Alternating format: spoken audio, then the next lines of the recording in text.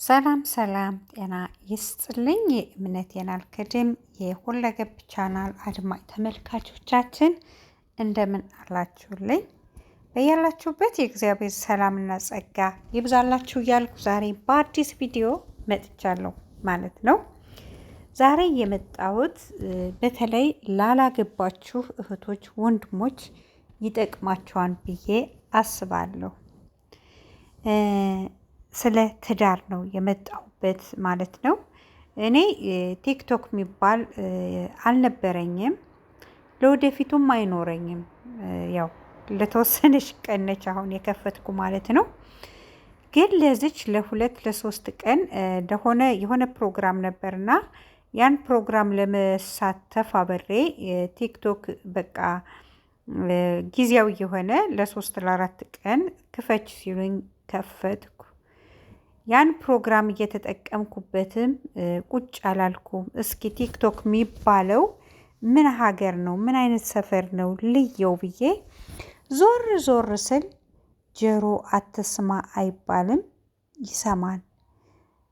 አይንም አትያ አይባልም፣ ያያንና ቲክቶክ ላይ በጣም ብዙ ነገሮችን በዚች 2 ቀን አየሁ ሰማሁ እና በጣም አዘንኩ። በተለይ በትዳር ስለ ትዳር የሚያወሩት ትዳር በደላላ የሆነበት ዘመን፣ ሴቷ ሀፍረትን ትታ ወንድየው ሀፍረትን ትቶ በአደባባይ ወጥተው በሴት ልጅ በደላላ ወንድ ልጅ በደላላ ሚስትና ባል ሆነው የሚያገናኛቸው ሰው በውስጥ ገንዘብ እየተከፈለው ትዳር በደላላ ሲፈለግና በደላላ ወንዶቹ ሴቶቹ ሲገናኙ ሳይ በጣም አዘንኩ፣ በጣም ተሰማኝና መጽሐፍ ላይ ገልበጥ እያደረግኩ ሳነብ ያገኘሁትን ነው ዛሬ ለእናንተ የማካፍላችሁ። የማትናደፍ ንብ ከፈለግ ከዝንብ ጋር ተጋባ ይላል ርዕሱ። ምክንያቱም ንብ ትናደፋለች፣ ግን የምትሰጠን ማር በጣም ጣፋጭ ነው ማለት ነው። ትዳር ማለት ደግሞ ጣፋጭ ነው። የሰው ልጅ ይጋጫን መልሶ ይስማማን እና ትዳር ማለት እንደ ንብ ነው። ትዳር ደግሞ መበተን ማለት እንደ ዝንብ ነው። ዝንብ ምንም ጥቅም የለውም እና የማትናደፍ ንብ ከፈለክ ከዝንብ ጋር ተጋባ ይላል ርዕሴ። ትዳርን ከንብ ጋር መኖር ነው። ለማሩ ስንል ንድፊያውንም መታገስ፣ ቆይተህ ደግሞ ንድፊያውንም መልመድ። ገበሬ ቀፎ ሰቅሎ ንብነን ሲያነብ ንብ እንደምትናደፍ ሲያውቅ ቀርቶ አይደለም። የማትናደፍ ንብ ከፈለግ በየደጁ ቆሻሻ ፈልግና የምትጓዘው ዝንብ ጋር መጋባት ትችላለህ ይላል። ዝንብ ምንም ጠባይዋ ሸጋ ቢሆን ጠብ የሚላት ነገር ግን ሌላ ነገር የላትም። ይህን ያውቃሉ? ገበሬው አያውቅም። ንብ ያነባል። ማነብ ብቻ ሳይሆን ከንብ ጋር እንዴት መኖር እንደሚችል ያውቃል። ንብ ትናደፋለች፣ ግን እንዳትናደፍ ማድረግ ይቻላል። የምትወደውንና የማትወደውንን ሽታ አለ። ስትቀርብህ ምን ማድረግ ምን አለማድረግ እንዳለብህ ገበሬው ያውቃል። በሀገራችን ንብ አትገደልም፣ ነውር ነው። ብትነድፍህም አትገድላትም። የንቧ ማር ለመውሰድ ንቧንም ገድሎ አጥፍቶ ጎድቶ ወይንም አሰቃይቶ ሳይሆን በጭስ ራሱንን እየተከላከለ ፊቱንን በጨርቅ ሸፍኖ ወደ ንቧ ቀፎ ገብቶ ማሩንን የሚቆርጠው፣ ንቧም ሳትነድፈው ማሩም ሳይጠፋ እርሷንም ሳይነድፍ። ትዳርም እንዲሁ ነው። አኗኗርን ነው ማወቅ ያለብን። የንቧንን ንድፊያ የመቀነሻውንን መንገድ ካወቅን የትዳርንም አኗኗሩንን ማወቅ አለብን። የማሩን አቆራረጥና መንገድ ነው ማወቅ ያለብን። ደግሞም ትዳርንን አኗኗርንና መግባባትን ማወቅ ነው ያለብን። ገበሬው የሚንከባከበው ይህንኑ የምትናደፈውን ንብ መሆኑ ነው። የምትቀስመው አበባ ትፈልጋለች፣ ንጹህ አካባቢ ትፈልጋለች። አንዳንዴም ከአውሬ ነፃ የሆነ ቀፎ ትፈልጋለች። ግን ትናደፋለች፣ ደግሞ ማር ትሰጣለች።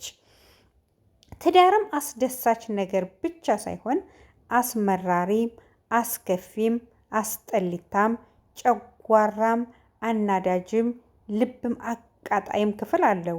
ይናደፋል፣ ግን ደግሞ ከሁሉም ይፈልጋል። ንጹህ ልብ፣ ታማኝ ሕሊና፣ ቻይ አንጀት፣ ታጋሽ ሆድ፣ ጠባብ አይምሮ፣ አሳላፊ ልቦናን ይፈልጋል። ለምን ቢሉ ማርን ይሰጣልና። ታገሱ። ትዳርን በደላላ አትፈልጉ። ትዳርን የሚሰጠው እግዚአብሔር ነው። ፌስቡኩንም ቲክቶኩም ለመታወቅ ሳይሆን ያወቅነውን ለማወቅ እንጠቀም። ማወቅ መልካም ነው። ያወቅቱንን ማሳወቅ ደግሞ ፍጹም በጎነት ነው።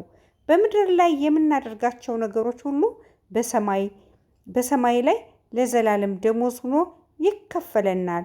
ሁሉም ቢሆን ከከፍሎት ይልቅ በጎንን ነገር እናስብ። መልካም ለራስ ነውና። ትዳርን አሁንም የሚሰጠን እግዚአብሔር ነው። እግዚአብሔር የሌለበት ትዳር በአሸዋ ላይ የተመሰረተ ቤት ማለት ነው። ዝናብም ሲመጣ ጎርፉ ይጠርገውና ያን ቤት ይፈርሳል፣ መሰረት የለውም። በደላላ የሚመጣ ትዳርም ልክ ከአሸዋ ላይ የተመሰረተ ትዳር ነው።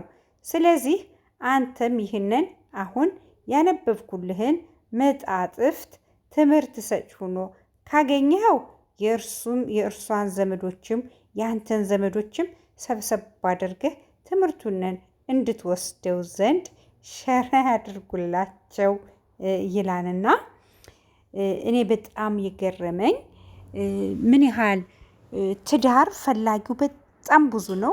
ሰው በጣም ይፋታል። በየጊዜው በየቀኑ የሚፋታው ሰው ብዛቱ በጣም ብዛት አለው። ከዛ ላይ ደግሞ እንደገና 3 ልጅ ይዞ 4 ልጅ ይዞ ትዳር በደላላ በጣም ያስጠላል። ከኢትዮጵያ ውስጥ ያሉት ትዳር በደላላ የሚፈልጉትኝ ወደ ሌላ ሀገር ወደ ውጭ ሀገር ለመውጣት ስለሚፈልጉ ነው። ውጭ ሀገር ያላችሁት ግን ማለት ነው ውጭ ሀገር ያላችሁ ወንዶች፣ ሴቶች ትዳር በደላላ እያሄዳችሁ ቲክቶክ ላይ ፌስቡክ ላይ እንደዚህ የሆናችሁ እየተመለጋገጣችሁ እግዚአብሔርን ያልከበረበትን እግዚአብሔርን የሚያስከፋ ነገር እግዚአብሔር የማይከብርበትን ነገር ስታደርጉ አይምሯችሁ እንዴት አድርጎ ይቀበለዋል? የኛ ልጆችስ ነገ የልጅ ልጆቻችን ምን እያስቀመጥንላቸው ነው? ምን እየሰራን ነው? ለልጆቻችን ምን እያወረስን ነው የሚለውን አስባችሁታል ወይ? ምክንያቱም ይህ ቪዲዮ አይጠፋም፣ ይቀመጣል። ነገ ልጆቻችን አድገው የኛን ቲክቶክ፣ የኛን ዩቱብ ቻናል፣ የኛን ፌስቡክ እኛ እንኳን በዚች ምድር ላይ ባንኖር ብንሞትም የሰራነው ስራችን ግን ቁጭ ብሎ እነሱ ሊያገኙትና ሊሰሙት ሊያዳምጡት ስለሚችሉ የልጆቻችን አይምሮ ይህን ነገር ይቀበለዋል ወይ ብላችሁ ታስባላችሁ? ይህን ነገር ስትሰሩ አይምሯችሁ ይቀበለዋል ወይ? ስለዚህ ወገኔ፣ እህቴ ይሄን ነገር ለማድረግ አንቺ ትዳር የሚሰጥሽ እግዚአብሔር ነው። አንተ ትዳር የሚሰጥህ እግዚአብሔር ነው። ትዳር የምትፈልጉ ሁሉ ጓዳችሁን ዘግታችሁ በጾም በጸሎት በሱባኤ ሆናችሁ እግዚአብሔርን ለምኑት። አንኳኩ ይከፈትላችኋል፣ ለምኑ ይሰጣችኋል ያለው የእስራኤል አምላክ የእስራኤል ንጉሥ በቀራኔው መስቀል ላይ የተሰቀለልን ዋጋን የከፈለልን በጎኑ በፈሰሰው ደሙ እኛን ያዳነን የዋጀን ኃጢአት በደላችን ሁሉ ይቅር ያለን ለሱ የሚሳነው ነገር የለም። ልጅ አባቱን እናቱን ዳቦ ቢለምን ድንጋይ ይሰጠዋል ወይ እኮ ብሎናል። ስለዚህ እኛ ያቃተን ምንድን ነው? ወደ እውነተኛ ጎዳና ወደ እውነተኛ መንገዱ ገብተን የሚያስፈልገንን ነገር አንኳኩተን መለመን ነው ያቃተን። ወደ እግዚአብሔር ከመጮህና ወደ እግዚአብሔር ከመለመን ይልቅ ሚዲያ ላይ ወጠን በደላላ ባቋራጭ ትዳርን ልናመጣ ፈለግን። ይህ ደግሞ በሽታ ነው ዞብን የሚመጣና እህት ወንድሞቼ ከዚህ ነገር ቆጠብ ብላችሁ ወደ እግዚአብሔር ተመልሳችሁ እግዚአብሔር መንገዳችሁንም ኑሯችሁንም ለእግዚአብሔር ስጡ እላለሁኝ። ለዛሬ በዚች ባጠር ባለች ቪዲዮ ላይ እሰነባበታችኋለሁ። ለሚቀጥለው ደግሞ ሌላ እዤላችሁ እመጣለሁ። ይህን ቪዲዮ በተለይ ላላገባችሁ እህት ወንድሞቼ ስለሚጠቅም ሸር ላይክ አድርጉትኝ። እግዚአብሔር አምላክ በያላችሁበት ይጠብቃችሁ ይጠብቀን። ዛሬ እንግዲህ እሁድ ነው። መልካም ዕለተ ሰንበት ይሁንላችሁ። እመቤታችን ቅድስት ድንግል ማርያም ያላሰባችሁት በረከት ያላሰባችሁት ሲሳይ ትስጣችሁ። ዛሬ የዓመቷ ድንግል ማርያም ያላሰባችሁት በረከትን ትስጣችሁ። ያላሰባችሁትን ነገር ትስጣችሁ። አይሆንም ባላችሁት ነገር ላይ ሁሉ እናንተ አቃተን ባላችሁት ሁሉ እሷ ትሙላላችሁ እያልኩኝ እሰነባበታችኋለሁ። ውድ ሀገሬ ልጆች ሰላም ሁኑልኝ። ዛሬ እመቤቴ ጥያቄያችሁን ትመልስላችሁ። የስውሯ ማርያም በስውር ትያችሁ እላችኋለሁ። ሰላም ሁኑልኝ። ባይ ባይ።